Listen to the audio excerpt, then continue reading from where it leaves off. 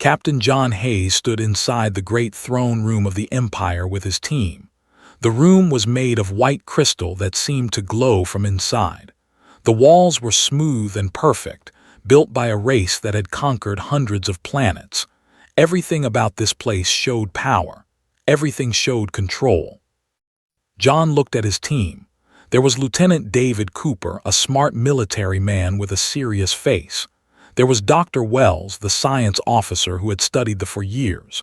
There was Jackson Price, a translator who knew the language better than any human alive. They all stood in a line waiting. They had come to save Earth. They had come to make peace. The Queen of the sat on her throne high above them. She was not like humans. Her body was hard like crystal, shiny and bright. She had 6 arms and on her lower body a long tail that moved back and forth.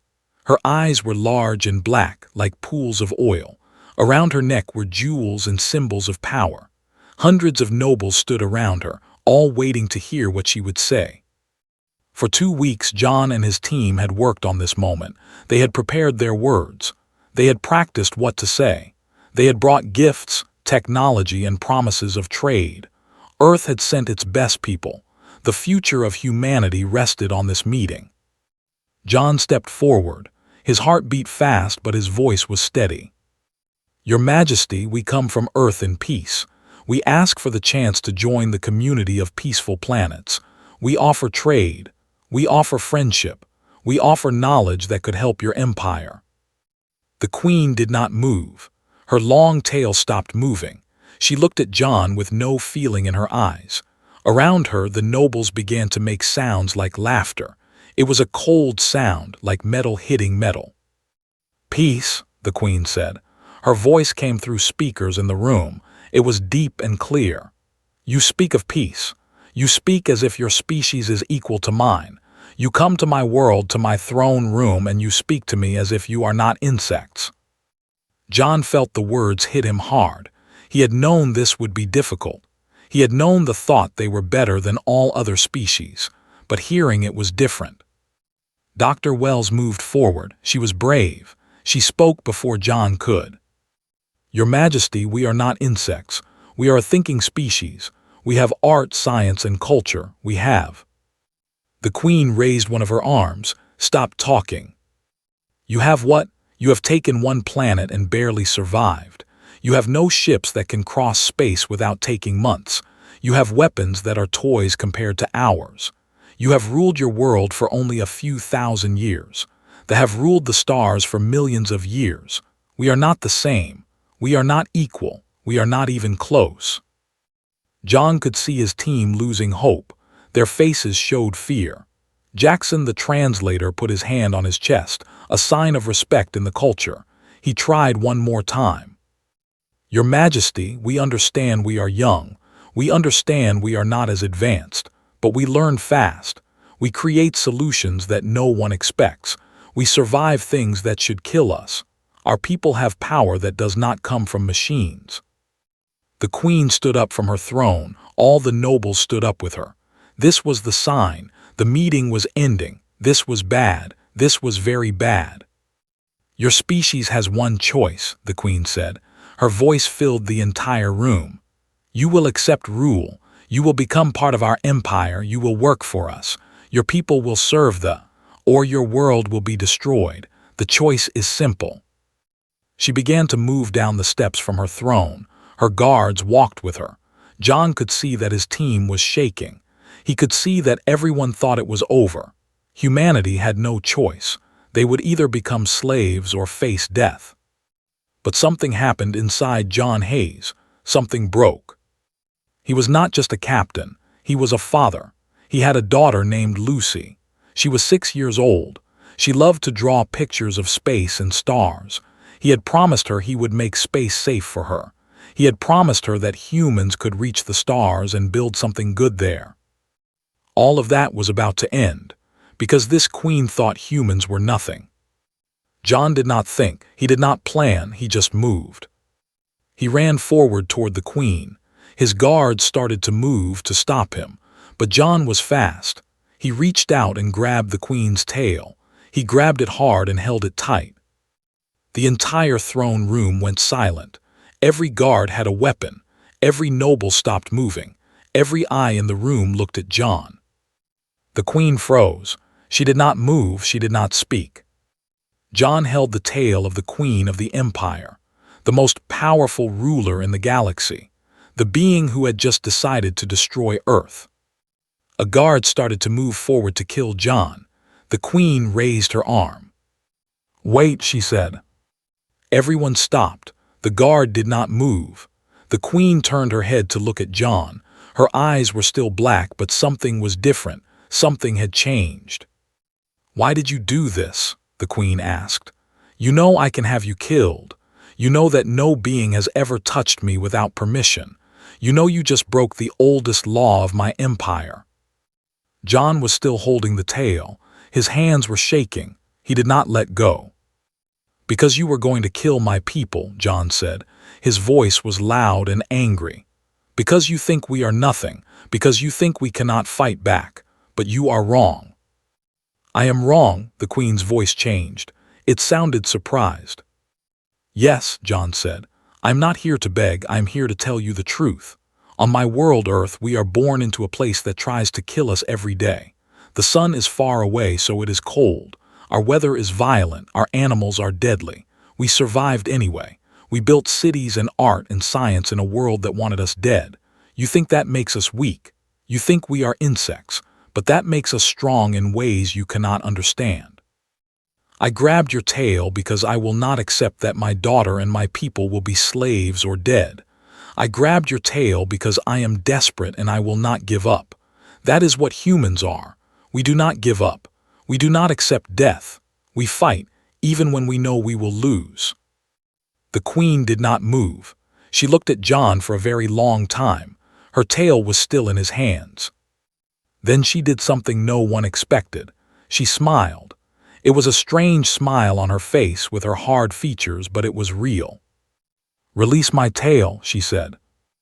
John let go slowly. He did not know if he had made things better or worse. The queen turned to her guards. "Take this human and his team to the guest quarters. Hold them there. Do not harm them. I will decide their fate after I have thought about what just happened here." Then the queen went back to her throne and sat down. She did not speak again. John and his team were taken away. As they walked, John did not know if he had just saved Earth or destroyed it forever. But the queen sat on her throne and thought about what had happened. For the first time in her long life, someone had shown her something she did not understand. Someone had shown her that there was strength in desperation. Someone had shown her that there was power in refusal to give up. And she wanted to understand more. John Hayes sat in the guest room with his team. The walls were clear crystal and guards stood outside watching them every second. No one was sure if they were prisoners or guests. David Cooper walked back and forth like a caged animal. Wells sat quietly thinking. Jackson Price stared at the floor. "I made a terrible mistake," John said. His voice was quiet. "I just signed a death warrant for all of us."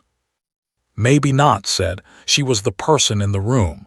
The queen did not kill you immediately. That means something. That means she is thinking about what you did." "She is thinking about how to make us suffer," David said. "That is what she is thinking about." Before anyone could say more, the doors opened. Guards in armor stood in the doorway. One of them spoke. "The queen demands to see the human named John. Come now." John's heart felt like it was stopping. This was it. This was the end. But he stood up and walked toward the door. He did not look back at his team. The guards took him through long hallways made of crystal. Everything was bright and cold. The air felt wrong, like his lungs could not work properly. After a long walk, the guards stopped at a large door. One guard spoke into a device. "The human captain has arrived." The door opened. John walked inside. The queen sat alone in a room that was much smaller than the throne room. She was sitting in a chair that looked simple, not grand. She was without her guards. That was strange. That was very strange. "You may sit," the queen said, pointing at a chair across from her. John sat down. He did not know what to do with his hands. "Tell me your name," the Queen said. "John Hayes," he said, "Captain John Hayes." "I am Queen 7 of the Eternal Line," she said. "You may call me Queen if speaking my full name is difficult for your species." There was a pause. John did not know what to say. "Why did you grab my tail?" the Queen asked. It was a direct question, no soft words, no games. John thought about lying. He thought about making up something that would please her, but he decided to tell the truth. "Because I was afraid," John said. "Because I knew you were going to destroy my world.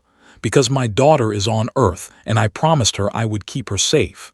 Because I could not accept that she would die because you thought we were nothing." The Queen moved in her chair. Her tail moved slowly back and forth. She was thinking.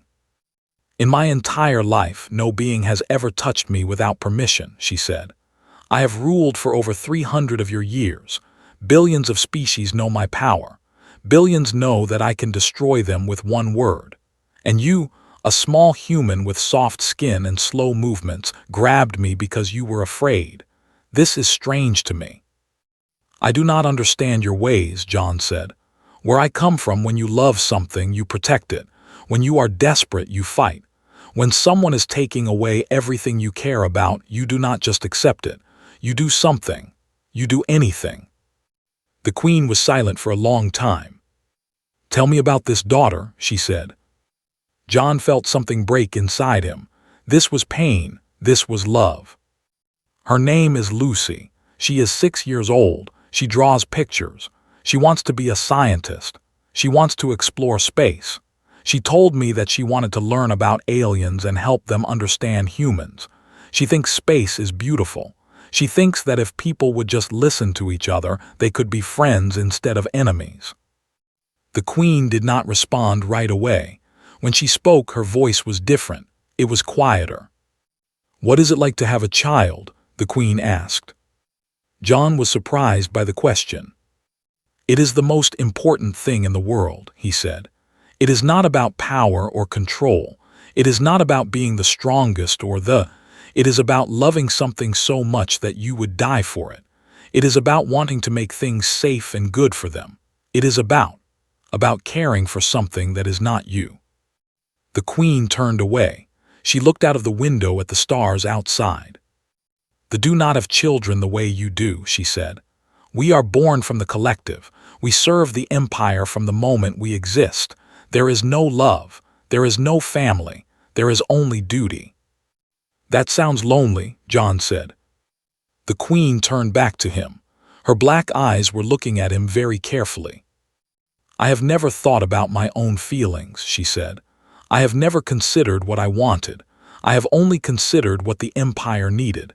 You grab my tail because you are afraid. You speak to me about love and protection. In my world, these things are weakness."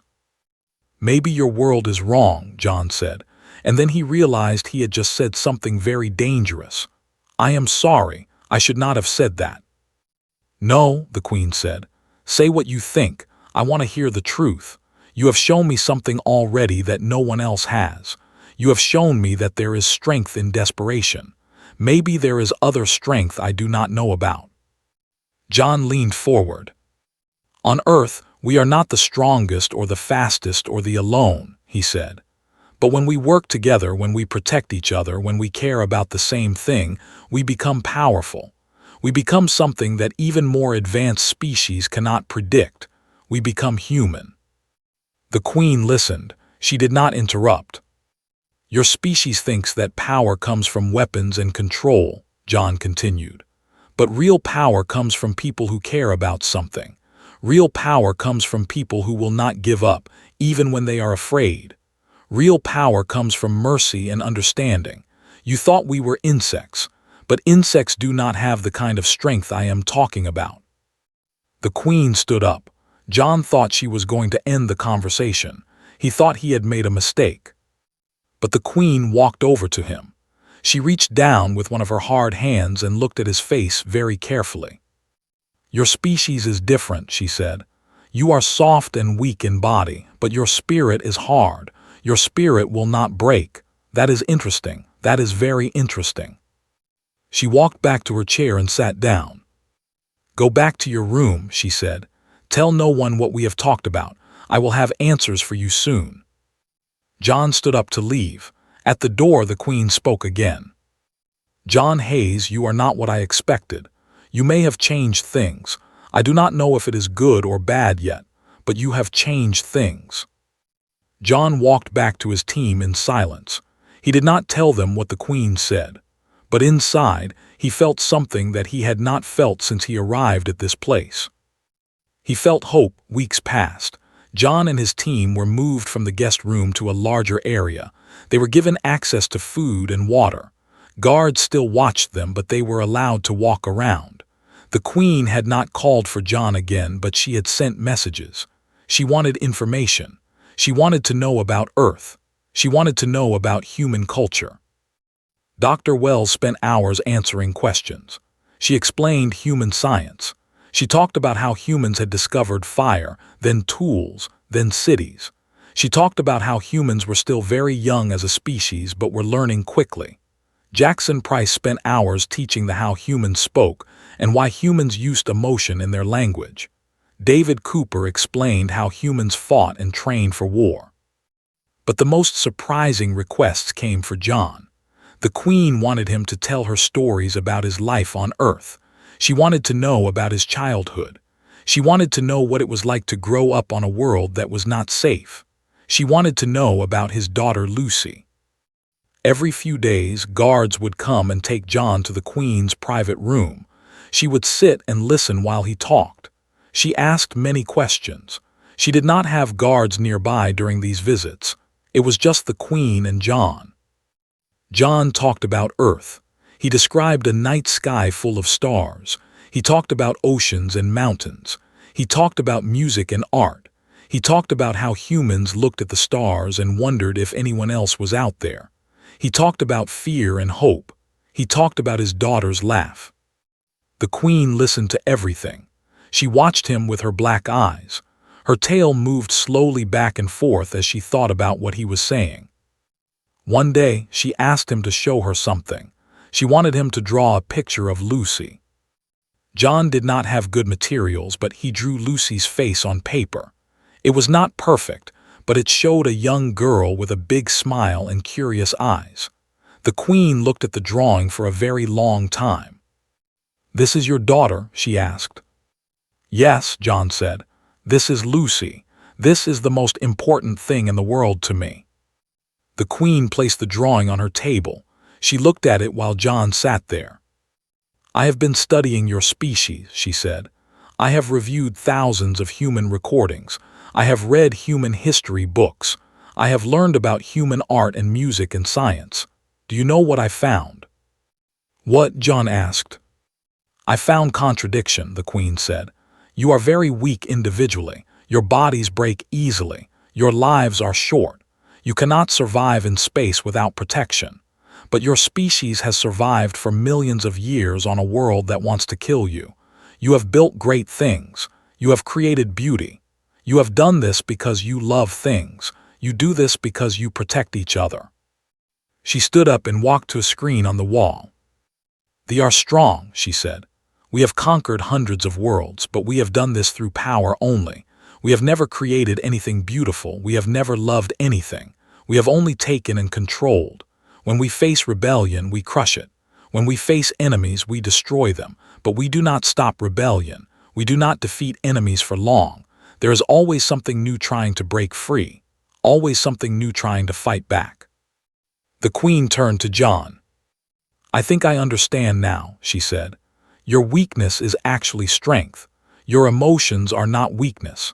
Your love for each other is what makes you strong. Your willingness to die for something you believe in is what makes you powerful." John stood up. "You are the first I have ever met who sees this," he said. "Because I have never listened before," the Queen said. "I have only commanded. I have only demanded. You forced me to listen when you grabbed my tail. You gave me no choice but to hear you, and hearing you changed me." The Queen walked to a device on her wall. "I want to show you something," she said. "Something no human has ever seen." She pressed buttons on the device. The wall became a screen. John saw the Empire. He saw the planets they controlled. He saw their cities and their weapons. He saw their strength. But then the screen changed. It showed something different. It showed places where they were not in control. It showed rebellions. It showed wars that had lasted for generations. It showed enemies that would not die. "This is the problem with ruling through fear alone," the Queen said. "You never win. You only fight forever." She pressed more buttons. New images appeared. These were different. They showed workers building things. They showed families working together. They showed that looked happy. "I have also discovered something," the Queen said. "Even among my own people there is something that looks like love. We call it duty. We call it loyalty. But it is the same thing. There is a reason my guards would die for me. It is not only because I command them. It is because they care about something bigger than themselves. They care about the Empire. They care about each other." John saw what the Queen was saying. "So if they learned to care about each other," he said, "instead of just obeying, they would be even more powerful." "Yes," the Queen said, "and if they formed an alliance with a species that understands love and protection like humans, we would have something no enemy could defeat. We would have strength that comes from the heart, not just from weapons." The Queen walked over to John and looked at him. "I have made a decision," she said. "I am going to propose an alliance between Earth and the Empire. I am going to tell my council that humans are not weak. I am going to tell them that your species has hidden strength. I am going to offer friendship, not slavery." John could not believe what he was hearing. "Why?" he asked. "Your own nobles will oppose this. This could cause problems for you." "Because you showed me something important," the Queen said. "You grabbed my tail and you were willing to die for what you believed in. That is strength. That is power. My species needs to learn what you have shown me, and your species needs what my species has. Together we could be something great, not great through power alone, but great through understanding, great through caring about each other." The Queen picked up the drawing of Lucy again. "Your daughter drew pictures of space," she said. "She wanted to help aliens understand humans. Maybe this is the beginning of what she dreamed about. Maybe because you were desperate, maybe because you would not give up, maybe because of love, everything is changing. Not just for Earth, but for the Empire too." John felt tears on his face. For the first time since he had arrived at this place, he felt like maybe he could save his people. Maybe he could save Lucy. The Queen did something that shocked him. She reached out with one of her hard hands and placed it on his shoulder. "Thank you, John Hayes," she said. "Thank you for making me understand that there is more to power than force. There is more to ruling than control. There is strength in caring about something. There is victory in understanding. You have given me a gift that is more valuable than all the weapons in my empire. You have given me the knowledge that I can be different. My species can be different." John did not know what to say. He just stood there with the Queen, and for a moment, two very different species understood each other. The future was about to change. The Queen called a meeting of the council. Every powerful noble came to the throne room. They did not know what the Queen was going to say. They thought she might execute the human prisoners. They thought she might announce the invasion of Earth. They thought she might finally put an end to this strange affair. They did not expect what happened. The Queen walked to her throne, and the council fell silent. "I have made a decision," she said. Her voice filled the room. "The human species will not be destroyed. The human species will not be enslaved. Instead, the Empire will form an official alliance with the human world of Earth." The entire council started to make noise. It was the sound of shock and anger. The oldest noble stood up. "Your Majesty, this is madness," he said. His name was, he had ruled planets for 200 years. "These humans are children, they have no power. This alliance means nothing. It makes the Empire look weak." Other nobles agreed with him. They spoke about honor and power and tradition. But the Queen did not look away. She looked directly at them. I have studied the humans, she said. I have learned their history, I have seen their strength. You call them weak because they do not have weapons as powerful as ours, but they have something we do not have. They have the ability to inspire each other. They have the ability to care about something besides themselves. They have survived on a death world for millions of years because they protect each other. This is strength. This is real power. Stepped forward. With respect, Your Majesty, I believe the human has poisoned your mind against us.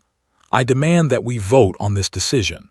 The Council should decide the fate of the Empire, not the words of a small alien creature. The room went very quiet. What had done was dangerous. He had challenged the Queen directly. In the culture, this was the beginning of something bigger. This was the beginning of a power struggle. The Queen did not seem angry. She seemed calm. If the Council votes against the Alliance, I will accept their decision, she said. But first, you will hear what I have to say, and then you will hear from the human captain himself, and then you will vote. The Queen turned to her guards. Bring Captain John Hayes into this room, she said. Everyone watched as John was brought in. He was dressed in human clothes. He did not look like a prisoner anymore. He looked like he belonged in this room. John walked to the middle of the room. He could feel the anger from the nobles. He could feel their hatred. The Queen spoke first. This human is the one who grabbed my tail, she said. He did this because he would not accept that his world would be destroyed. He was desperate, he was afraid, and he took action. We would call this honor, we would call this bravery, but we call it weakness when it comes from emotion. I now understand that we are wrong. She gestured to John. Captain Hayes, tell these nobles why you grabbed my tail. Tell them about your world. Tell them about what you are willing to die for. John took a breath. He was standing in front of the most powerful beings in the galaxy. He was about to change everything. I grabbed your queen's tail because my people are about to die, he said. On Earth, we have no shields that can stop your weapons. We have no army that can fight your ships. We have nothing but each other. We have families. We have love. We have the will to survive. Your Majesty speaks of strength that comes from caring about something. That is what humans have. That is all we have, but it is enough. John looked at each noble. You think we are weak because we show emotion, he continued. But emotion is what makes us strong. When a human sees injustice, they fight it. When a human sees suffering, they stop it. When a human loves something, they protect it with their life. This is not weakness. This is the strongest power there is. Your species has ruled through fear, but fear makes enemies. Care makes allies. Love makes loyalty that cannot be broken. Laughed, it was a cold sound. Listen to him speak about love and care, said. This is exactly what I mean. The humans are soft. They are ruled by their feelings. They are ruled by logic and power. Are we? John said. He looked directly at. Then why have you been fighting the same enemies for 200 years? If logic is so strong, why do you always have new rebellions? Why do you always have new wars? I will tell you why. Because you have no one who actually wants to help you. You have servants who obey you, but you have no real allies. You have no one who cares about your empire because they want to, because they believe in something. John stepped closer to the council.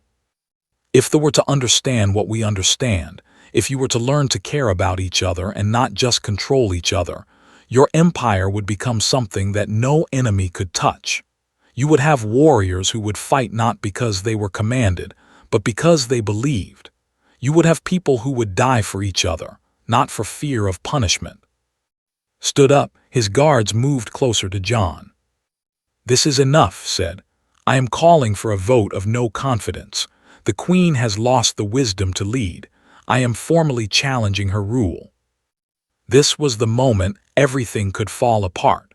This was the moment when the Queen's plan could be destroyed.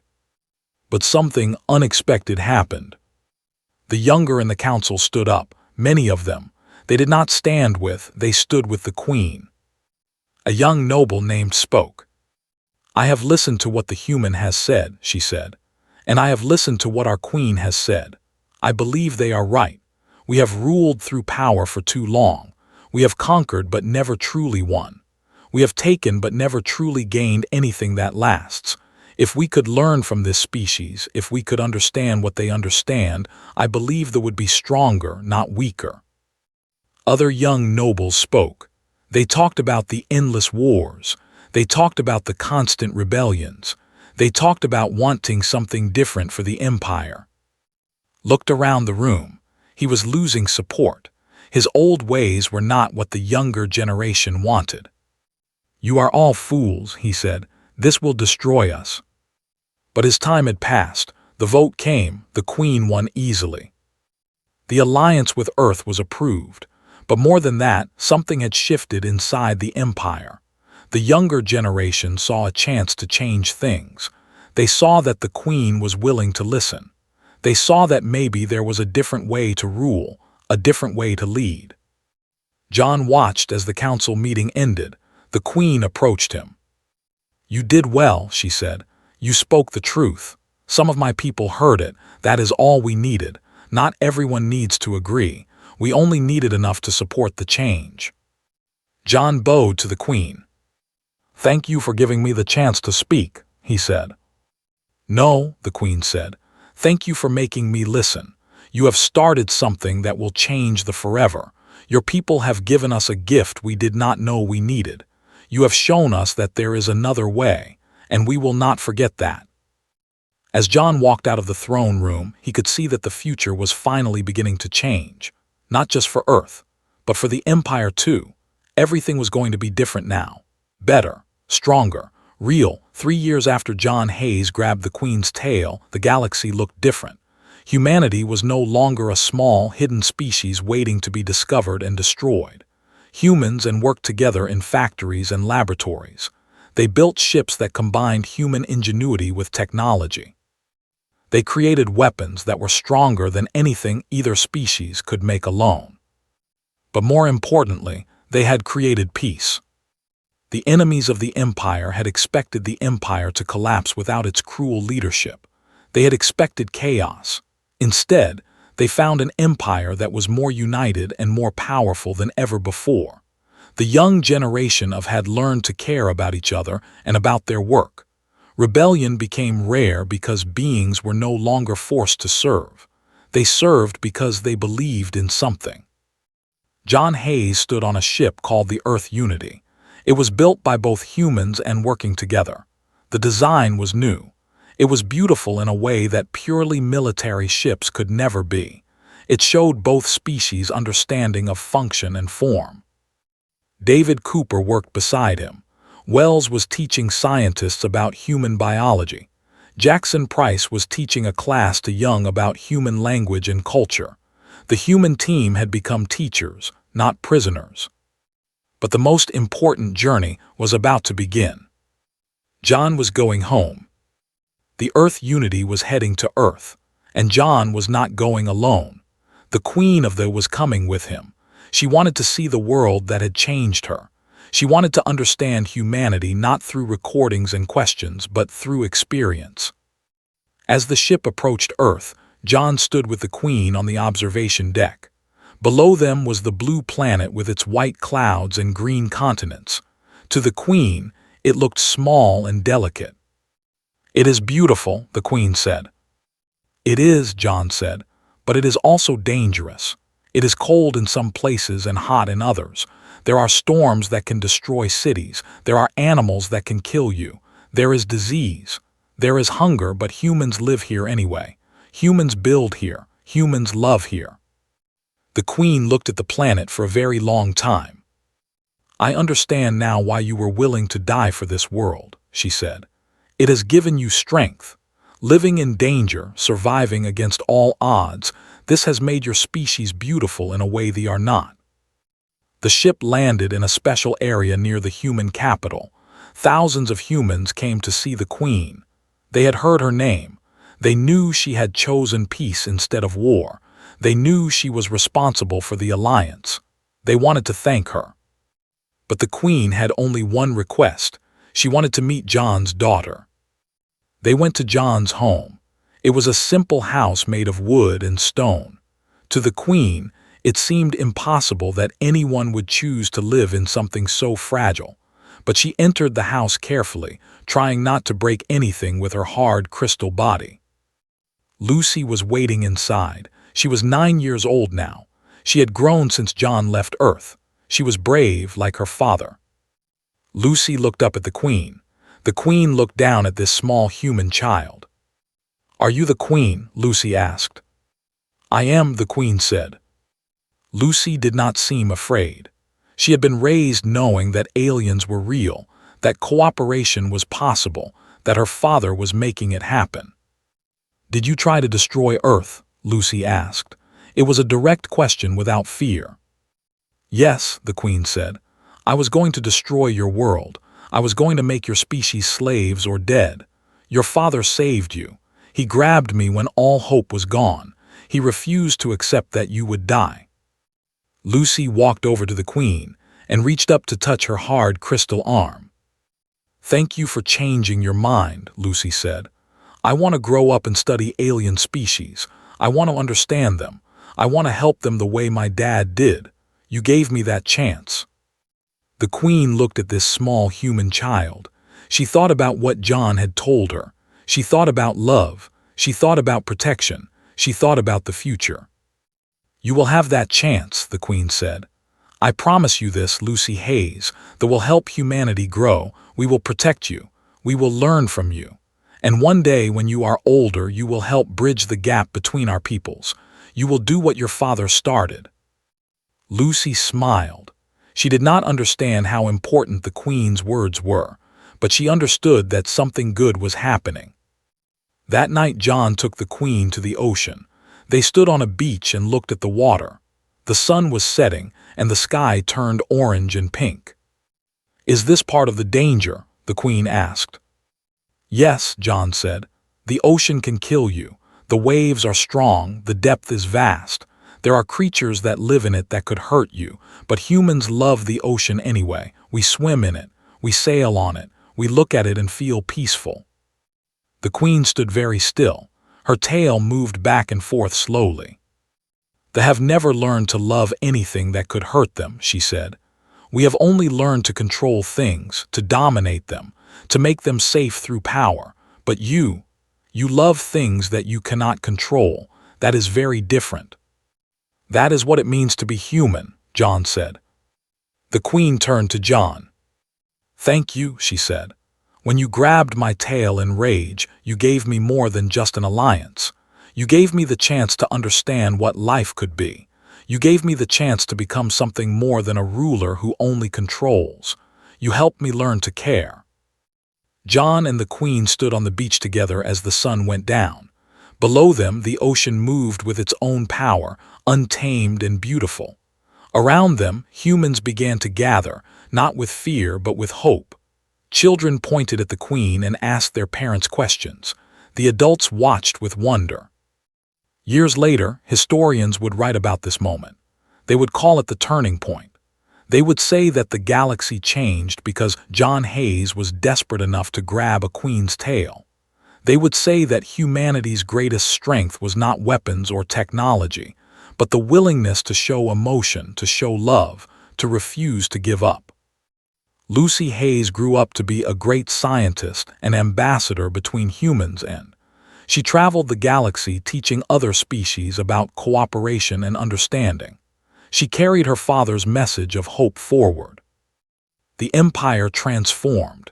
It was no longer an empire built on fear. It became a civilization built on understanding. Some old noble resisted the change, but the young generation pushed forward.